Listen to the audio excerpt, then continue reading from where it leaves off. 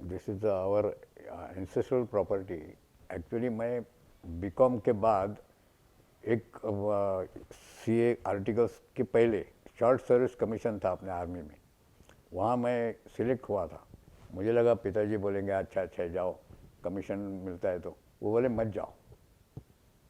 अचानक मुझे कोई समझा नहीं। मैं बोला क्यों? मैं बोलता हूँ नहीं तो इधर कौन है?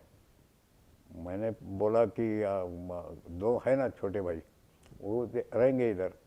वो है लेकिन मुझे तुम इधर चाहिए, इसलिए मैंने वो छोड़ दिया काम। और बड़ा हूँ और वो दोनों नहीं बोलते हमको नहीं चाहिए, हमको फ्लैट दे दो। ये ऐसा झंझट कौन करेगा? क्योंकि उस टाइम हमारे यहाँ 10 टेनेंट थे, 11। क्योंकि टेनेंट वैसा सीधा गए नहीं है, कोर्ट हो गया, सब हो गया, फिर भी मैंने किया। 25 साल लगे। पहले मैं जब यहाँ आई शादी करके तो मुझे ये अच्छा नहीं लगता था, ये सब पुराना वगैरह था। और बाद में मुझे भी इस वस्तु से अटैचमेंट हो गई और ऐसा लगा कि ये 9 जनरेशन तक आई है तो ऐसे ही आगे लेनी चाहिए।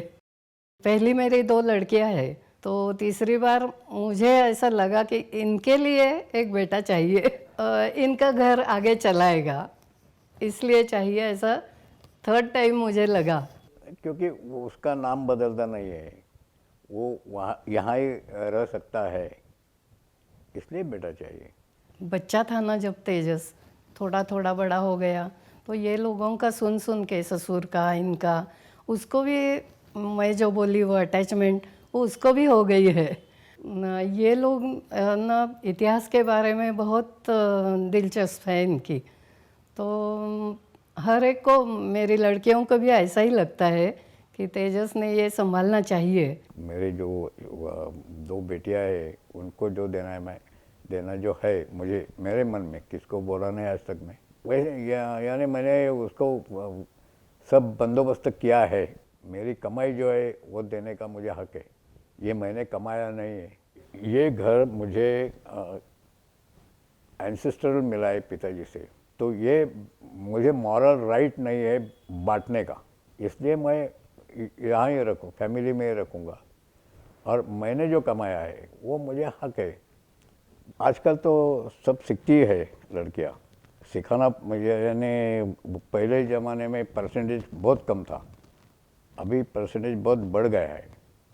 लेकिन क्या होता है, वो ग्रेजुएशन तक मुझे ऐसा लगता है ग्रेजुएशन तक ठीक है, उसके आगे गए तो उनका करियर की बात आती है, फिर शादी लेट, ये सब आगे चल के प्रॉब्लम आ सकते हैं। इसलिए राजा राम मोहन राय ने बताया था उस टाइम 150 साल पहले, अगर समझो कि ज़रूरत पड़ी तो ही पैसा कमाना, नहीं तो पैसा कमाना नहीं। लेकिन आजकल की परिस्थिति बदल गई है। उस टाइम पैसा बहुत कम लगता था।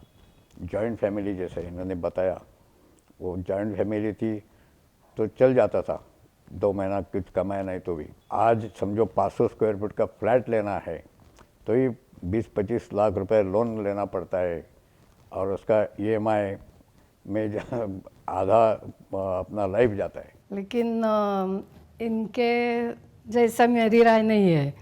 मेरी राय है उन्होंने लड़कियों ने पैसा कमाओ, लेकिन किस लिए वो कमाते हैं?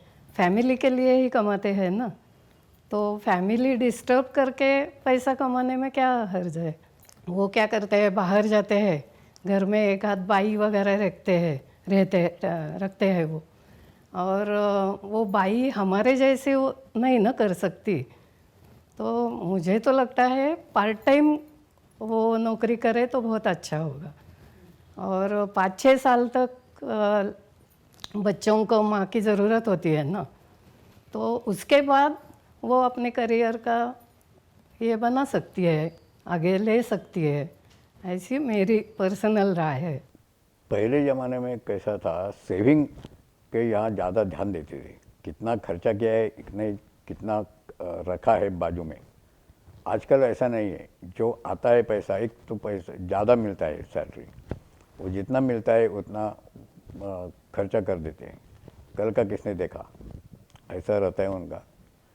और अवेयरनेस भी बहुत है, वैसा वो पहले ज़माने में नहीं था।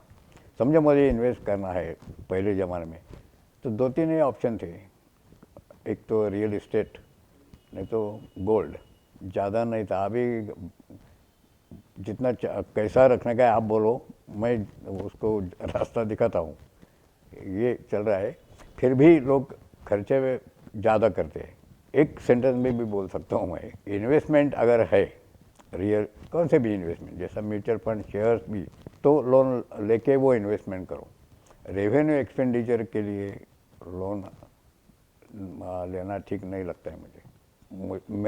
मैंने ऐसा सोचना चाहिए कि मुझे कहाँ जाना पड़ता है, वहाँ मुझे व्हीकल है ना, वो चलने वाला है, ठीक चल रहा है, तो जब पैसा आएगा साथ में तो ले लेंगे नया। इसके लिए लोन की क्या ज़रूरत है? नहीं, मुझे तो उनका बराबर लगता है, लेकिन आज नहीं करेंगे तो कब करेंगे ना। हर एक की एंटरटेनमेंट की अलग होती है ना व्याख्या, तो मुझे लगता है फ्रीडम देना चाहिए उनको। मैं रिटायर हुआ हूँ ऐसा मुझे लगता नहीं है, क्योंकि मैं पहले से ही ऑफिस में जाता हूँ, क्लाइंट आते हैं, बात करता हूँ। लेकिन केस के बारे में मैं बोलता हूँ आप तेजस के साथ डिस्कस करो, क्योंकि आगे चल के उसको संभालना है। 2008 के बाद मेरा रोल अभी बदला है, और वो बदलने वाला था, मुझे मालूम था, क्योंकि एक इंसिडेंस ऐसा हुआ।